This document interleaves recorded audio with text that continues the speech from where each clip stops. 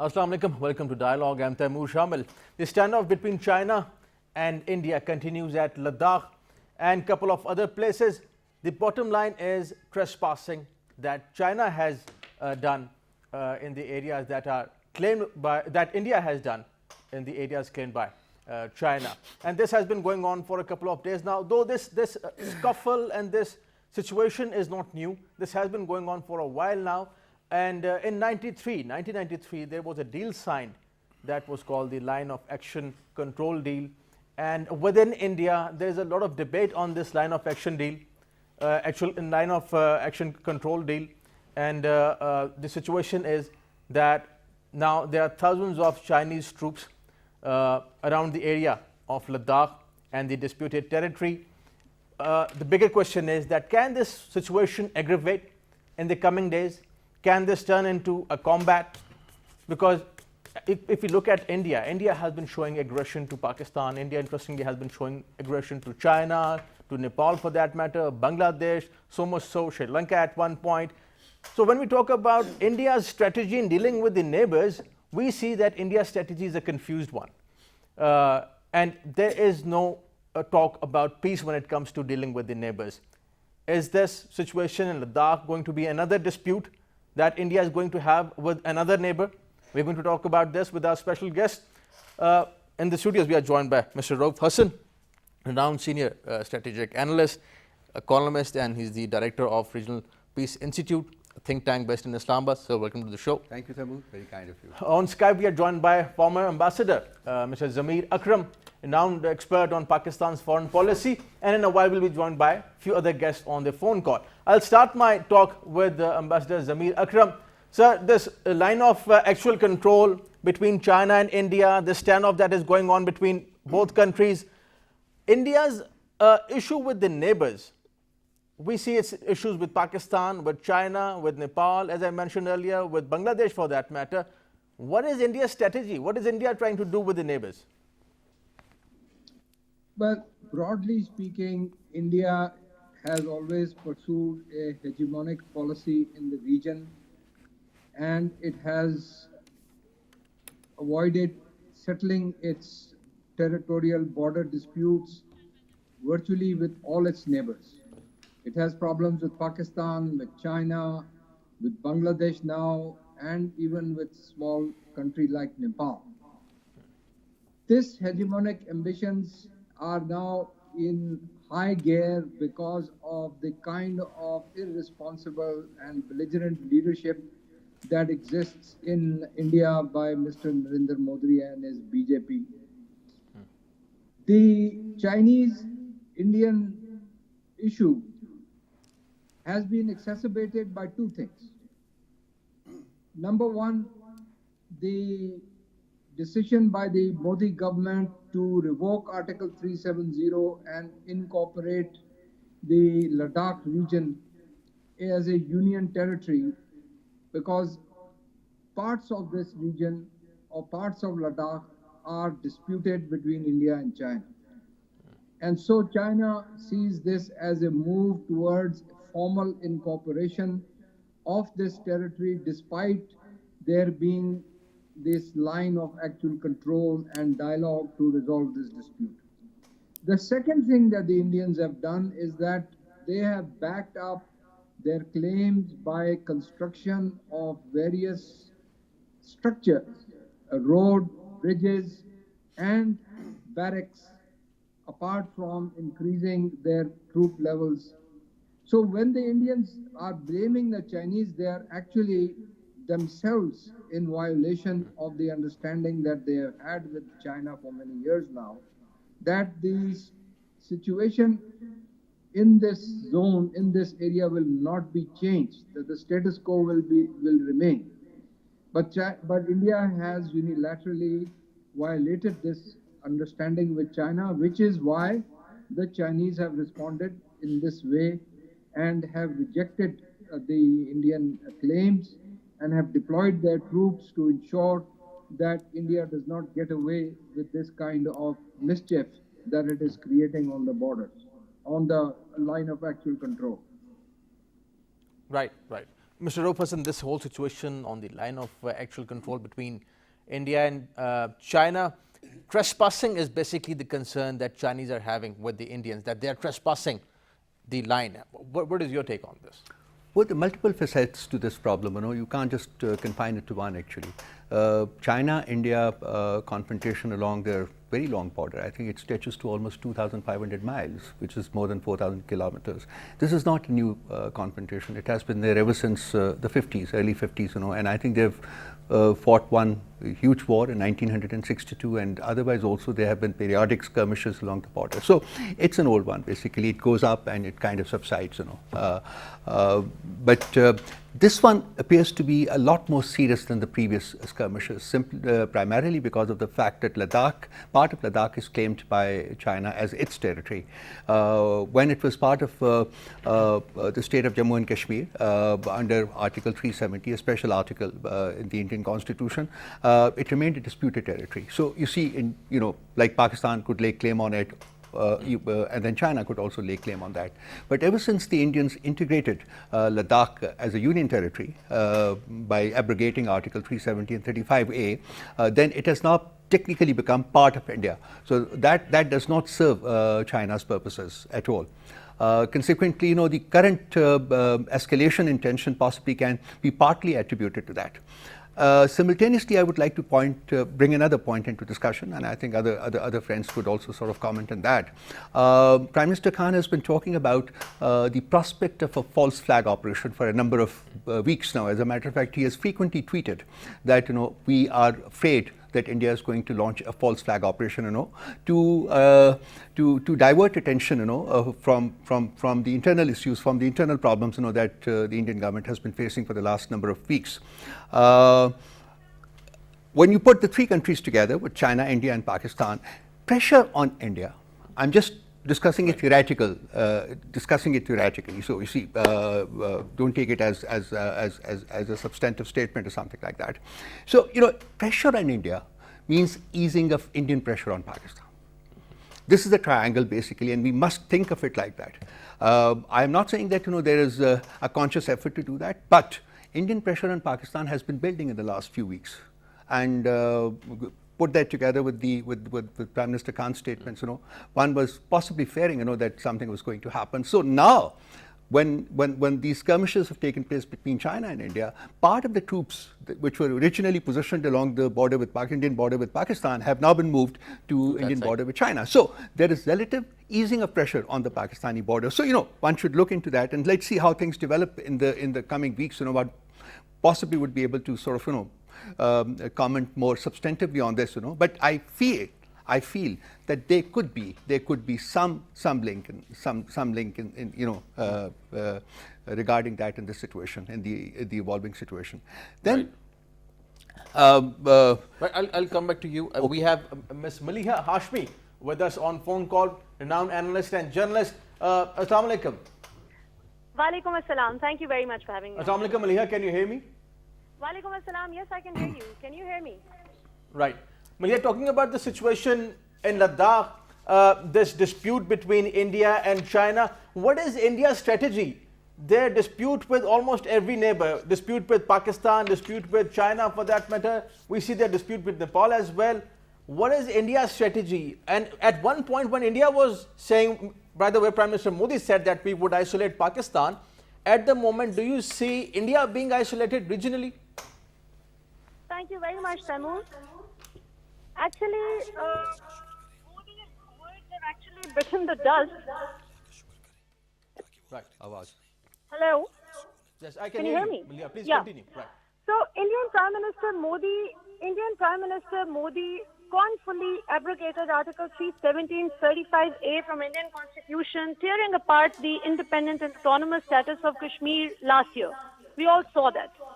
And he was absolutely unapologetic about it. So now that China has put him in the place, now that China has put him in his exact due place, he's crying out loud. So India's strategy has been really weak. They thought that they would be able to get away with this dispute also, just the way they've been getting away with every misadventure back then. But it did not work this time. So when we compare China and India, their strength has huge discrepancy. I mean, India is not even close to being China's competitor. So, look at their rocket trajector strength, their aircraft strength, their budgetary strength. China's defense budget stands at 255 billion US dollars, which is 4 times greater than that of India's defense budget that stands at 55 billion US dollars. So India is actually very, very desperate to have a diplomatic solution this time around, which Pakistan, United Nations Security Council, America, and the whole world was suggesting India back then to come to negotiation table with Pakistan on Kashmir. But India was not willing to listen to anyone back then. So now India wants exactly the same solution for itself for resolving its dispute with China. But I don't think it will work easily this time around. So Right, India and- will have to reconsider its strategy. Right, right. And this strategically being isolated in the region, Oh, completely. do you think that Indian designs would be thwarted from the Chinese side? As we can see, they have been thwarted, but from the Pakistani side and other countries, how they are looking at India at the moment? How Pakistan's side is looking at India at the moment? Yes, Pakistan and other countries in the region. Of course, you see, not just regionally, but internationally also. I mean, recently, White House unfollowed Indian Prime Minister Modi on Twitter. What does it speak about US's position in this regard? So, US has given out their clear strategic message to the whole world that they have taken notice of India's mistreatment towards its minorities. And in this particular case also, I mean, let me share this recent joke with you that India's regime cracked only yesterday when the United States President Donald Trump shared that he spoke to Indian Prime Minister Modi and he was all upset about this dispute with China and he was not in a good mood. So Right. India's regime outrightly denied it. So they think that they can befool the whole world just as they do their own masses, their own audience through the funny Indian media. So obviously Modi has turned India into a joke. The world has never seen India being so insecure and perturbed about its security issues. I mean, on one hand, they're alleging Pakistan of sending its spy pigeon, that alleged Pakistani spy pigeon, that was nothing short of a joke. I mean, they couldn't prove it. So they're only making mistake after mistake to cover up their frustration. And they've not just been regionally and internationally secluded, but also domestically, Modi is having this huge resentment against him within India. I mean, only Right. yesterday, 2 Muslim students got arrested from Aligarh Muslim University for protesting against that Citizenship Amendment Act. So this is the sort of freedom of expression that Indian minorities are being allowed to exercise. So yeah, not very good times for Modi. Right, Malia, thank you for joining us. Thank you for your time. Right, Ambassador Zameen Akram, this situation that this Malia talked about, the internal challenges for the Modi government, not just challenges I would say, but Modi government's strategy to handle the situation inside India and to instigate its neighbors. What is the future of Indian government, BJP's government? Because we don't see that Indian government or the BJP government wants any peace at home or with the neighbors. What do you think about this? Well, I don't see that Mr. Modi is becoming unpopular despite the mishandling of this COVID crisis and now having virtually isolated India because he is playing on jingoistic, chauvinist, Hindu fundamentalist sentiments and making a big case about how India is standing up to a great power like China. So I think that while there are people, sensible people in India who feel that he is leading his country down the path to disaster, but at the moment, his core support from the Hindu fanatics that have voted him into power, he still retains their support. In fact, I was reading in the New York Times a couple of days ago that despite all his missteps and mistakes, his popularity is somewhere around 80%. So I don't think that in the short term, this is going to hurt Mr. Modi, unless, of course, there is a war with China and India once again gets a thrashing at the hands of China, which in this case, of course, then he will have to forfeit his position that he enjoys right now. But I do not see the possibility of a war breaking out.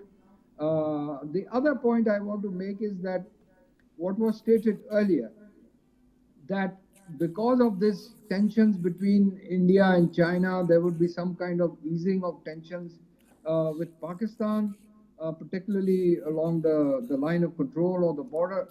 I don't see that on the ground. I think, on the contrary, the Indians have escalated their attacks on the ground, and they have been shelling and bombarding areas along the LOC. So I don't see any kind of decrease in the tensions with Pakistan either. So, I mean, the Indians have opened up a lot of fronts. They already had a front with us in Kashmir. Now they've opened this the front with China, with even with a small country like Nepal, and with Bangladesh, because they are forcibly evicting people who are claimed to be Bangladeshi nationals who had illegally migrated into India. So they are forcing them back, and there were reports of a clash between the Bangladesh border security people and the Indian border security. So you are right that, in effect, India is isolated. However, let us also remember that this Howdy Modi business and the Trump-Modi love relationship that exists, these people are supported and they are confident of the support from the types of Donald Trump and some other Western countries who want to use India against China. And that is the reason why Modi feels confident in taking this kind of position against China that has now taken place. Right, right. We are joined by Michael Kugelman. Sorry, I'll come to you, but I'll put this question to Michael. We are joined by Michael Kugelman. He's the Deputy Director of Asia Program at the Wilson Center in Washington, D.C. Welcome to the program, Michael. Thank you. Great to be here with you. Right. Michael, talking about this, India's foreign policy, the way India is dealing with its neighbors, we see that it has confused strategy with China. It has open fronts with Pakistan, with China, with Nepal, with Bangladesh for that matter. Even in Afghanistan, we don't see India playing any major role in Afghanistan. So when we talk about India's role in the region and what is the United States expecting, let's say, of India to play a better role in the region, we don't see that happening. President Trump has been expecting India to play a better role. We don't see that happening. What is your take on this?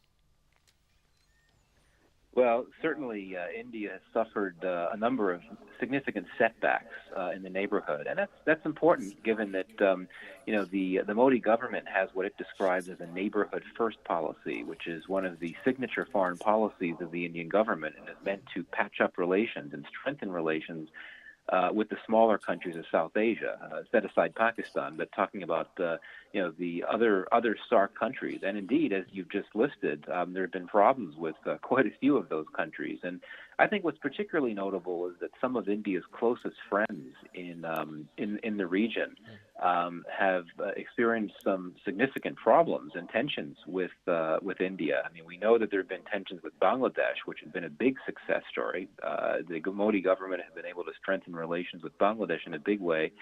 There's been problems there because of India's citizenship law. There have been some tensions in Afghanistan. There have been some protests against the Indian government there. And, of course, Nepal, as I think you mentioned as well. I mean, there's been a long-standing, deep partnership between India and Nepal. So clearly something is not working.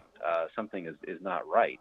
And what we're seeing play out in Ladakh, in the border standoff with China, I think that really amplifies just how bogged down China has has become in the region. I would not say it's accurate that India is isolated in South Asia. I mean, India has made some efforts, some modest efforts, but still some efforts nonetheless, to promote regional cooperation on responding to the coronavirus pandemic, of course. That's one example there.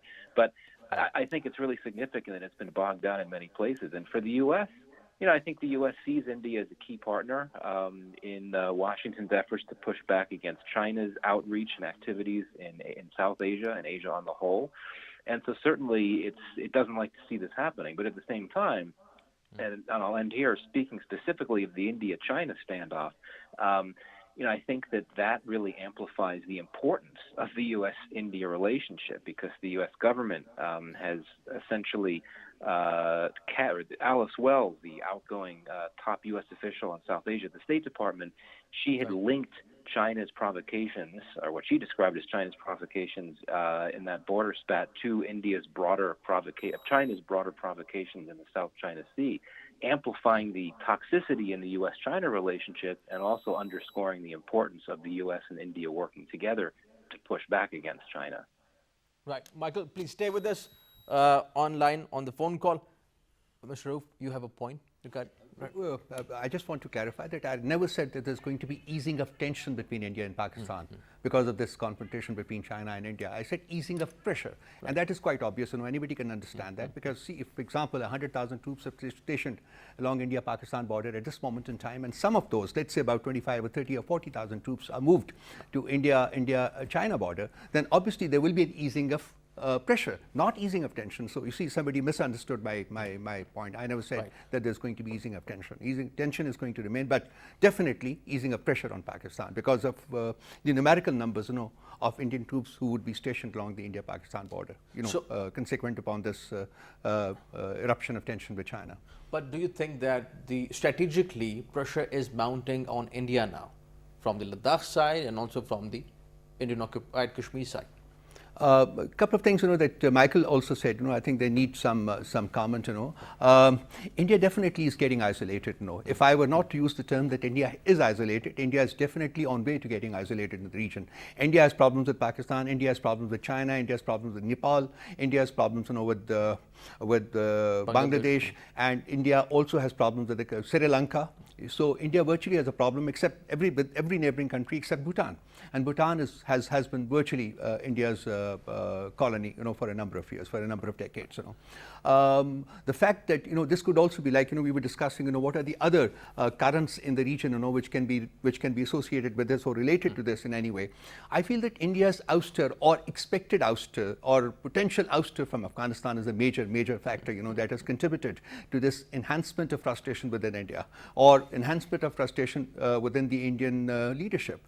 And that is why they have been forced to, or they have been advised to take steps which are not quite working to their advantage. As a matter of fact, they're working against their interests, in this part of the world. 20 years ago, 30 years ago, even 10, 15 years ago, India was considered to be a model state, it was a secular state, that was basing its relations with other countries, on mutual benefit basis. Right. And that, unfortunately, has become a story of the past. Today, India is pursuing policies, which are not working to its advantage in the region, or to the advantage of its image, regionally or internationally for that matter. So Afghanistan is another major factor. Then Michael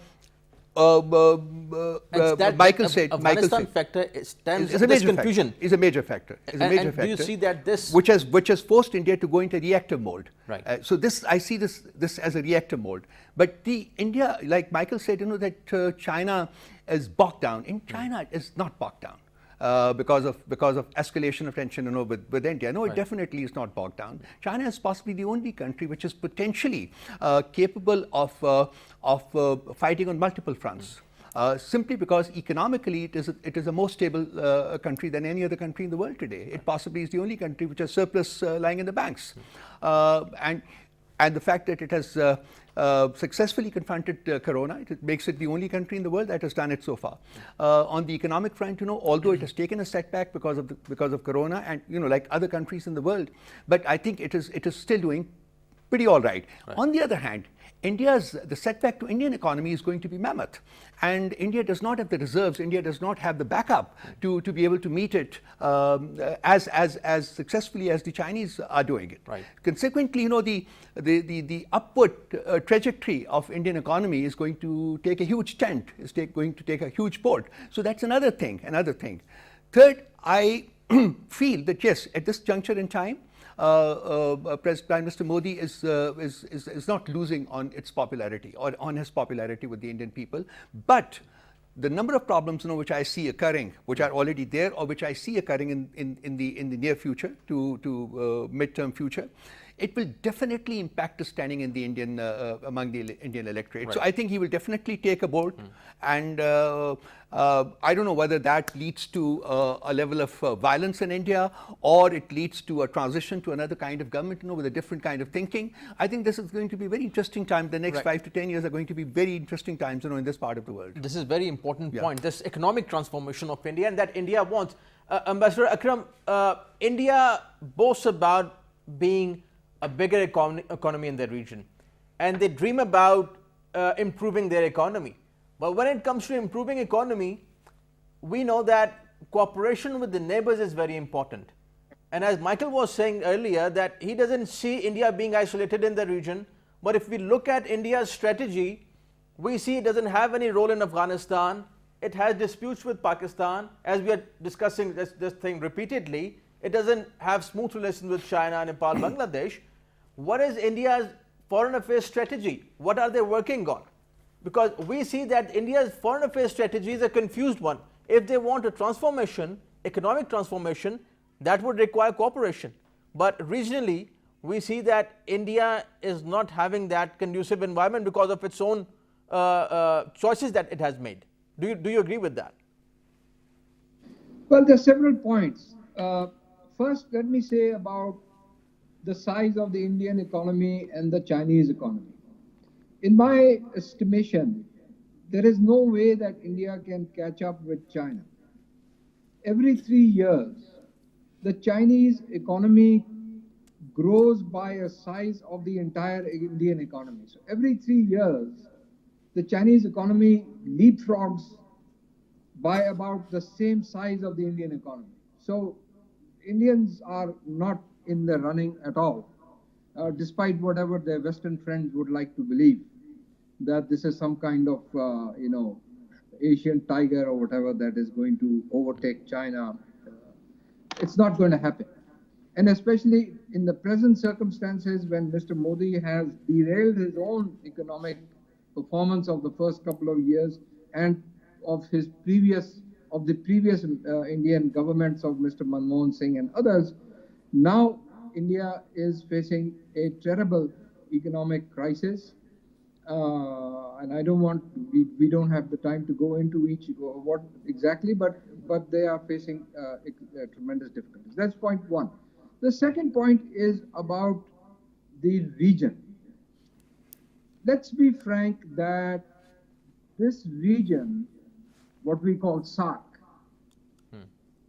is not really that important for India's trade, okay? Because these countries are small, they don't really depend on a lot of trade with India. Well, they do depend on a lot of trade, but the size of that trade is pretty small. So the Indians are more interested in the wider regions such as an ASEAN and their local east policy, etc. They have very strong economic trade relations with China itself, apart from a lot of Western countries, etc. So that's really where their focus is. In SAARC or in the South Asian region, the Indian policy has been to basically isolate Pakistan. And that's why they don't want to agree to a SAARC summit in Pakistan and have created an alternative regional setup called BIMSTEC, which excludes basically Pakistan and Afghanistan, but the rest of the SAARC countries are part of that. For us, at least, I dealt with this during my tenure in the Foreign Office. The size of the trade that we had with SAARC, or with India for that matter, doesn't really matter at all. It's a drop in the bucket. at least for the Indians. Right. So I think the economic argument doesn't work. I think it's the geopolitical argument that is important to understand India's growing isolation with its neighbors. And this is something that is going to become it is going to aggravate as we go down the road, because things are going to become worse if the Modi government persists with its policies. Right, right. Michael, this point is very interesting that Ambassador Akram has raised, that geopolitics at the moment matters more as compared to economy. When we look at India, because India, while it claims to be an economic power, I would just repeat my question that I put to Ambassador Akram. If they want to improve their economy and if they want to transform their economy, they have to cooperate with the neighbors. But we don't see India cooperating with the neighbors. Rather, we see that India has opened different fronts with almost all its neighbors. What is India's foreign affairs strategy? Do you see that this strategy is a confused strategy, or do you think that it is working out for them? Well, no, I think that India has a number of challenges on its hands, both geopolitical, as we've seen playing out in the region, as we discussed, and economic. I would argue that for India, it has to get its economic house back in order. And that starts with internal policies. I mean, as you know, even long before the pandemic set in, India's economy was going through some major challenges. All of its key sectors, manufacturing, telecom, the service sectors, were all experiencing significant slowdowns, and you had these unemployment figures that were quite striking, the highest level that had been seen in quite some time. And that was before the pandemic. And then you had the lockdown that the Indian government announced very early on, which took everyone by surprise. And even Indian economists have acknowledged that lockdown did a tremendous number on the Indian economy, an economy that was already struggling. So certainly, I agree with you that ideally there would be better trade, more trade between India and its neighbors to strengthen its economy. But I think that it needs to focus internally on stimulating its key industries before you want to talk about regional trade. And, there are a lot of other factors that constrain more regional trade in South Asia. It's not just the fact that India doesn't get along with its neighbors, though certainly political tension is a big part of it. But, as you know, you have very significant constraints when it comes to infrastructure. South Asia is one of the most disconnected regions in the world in terms of poor infrastructure. Not enough good power grids, electricity grids, and then of course you have countries not getting along as well.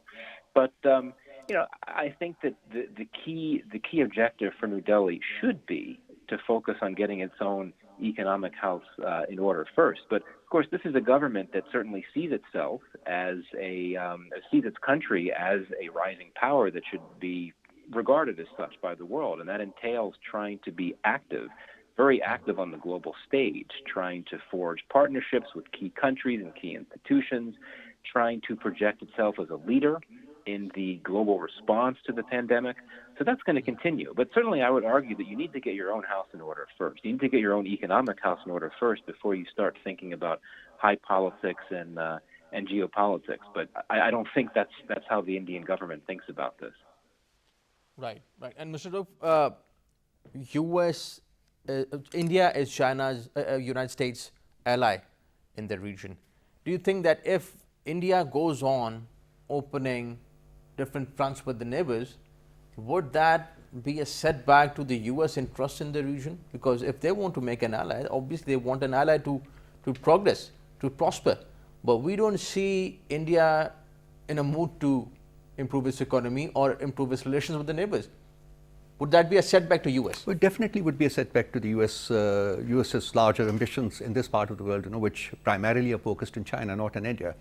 India is a conduit. India is a weapon that the Americans, would like to use in expanding their repertoire against the Chinese. So that is the principal paradigm here. See, let's not forget that. Internal issues, particularly economic issues for India, definitely would be a deterrent, would be a setback, for the Americans to advance their own interests in this part of the world. Definitely, see, because partly they're banking on India playing, a partner. In the coming months and years, I feel that India will have to principally focus more on its internal issues, as compared to playing the American partners in terms of advancing their political and strategic interest in this part of the world. And I see another kind of issue basically here that that I have been noticing for a number of years now. This grandiose image, that India is kind of besotted with, this larger than life image of itself, that it is kind of consumed with. I think this is a major setback in Indian policy, or it's a major ingredient, which is kind of negatively impacting Indian policy formulation.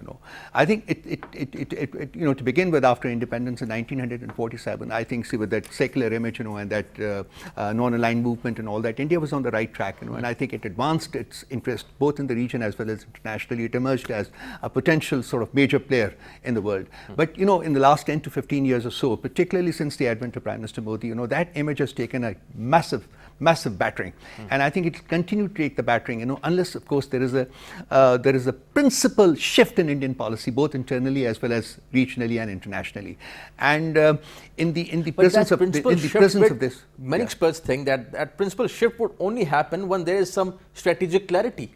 Even within India, there's this big debate that India lacks strategic clarity, how to deal with, for instance, Afghanistan, or with China, or with other countries in the region. So there is no clarity. How can they go for a major shift? See, there could be a level of clarity within India, even at this juncture. I do not eliminate the possibility of that. They definitely must be working, with a level of clarity, at least within their minds.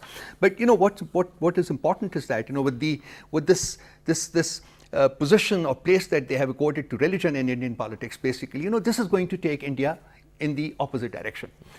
Any country in the world, and including to a certain extent our own country, which has manipulated or tried to manipulate religion to advance its political or strategic interest, they have met a major setback, and they have had to rethink their options, which I am happy to see that it's actually happening in Pakistan. But India, unfortunately, is increasing that infatuation, that involvement, of its strategic, of its policy formulation with Hindutva mindset.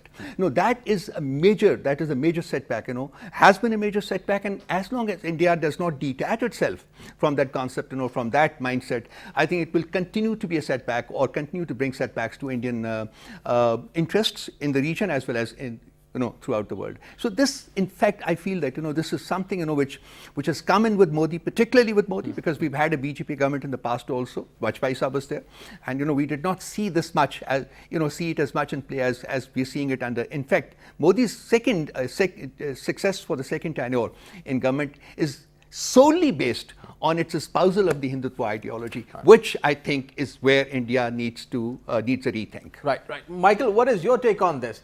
When you talked about the internal situation or the internal challenges that the Modi government is facing in India, do you mean the Hindutva mindset in India, or that is a challenge for India itself, for the secular India, and also a threat for the region?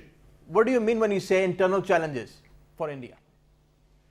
Well, I mean, I was specifically referring to the economy, but certainly the Hindu nationalist agenda is part of that same issue. And all of this is related. The economic issues, the social agenda, and the regional story.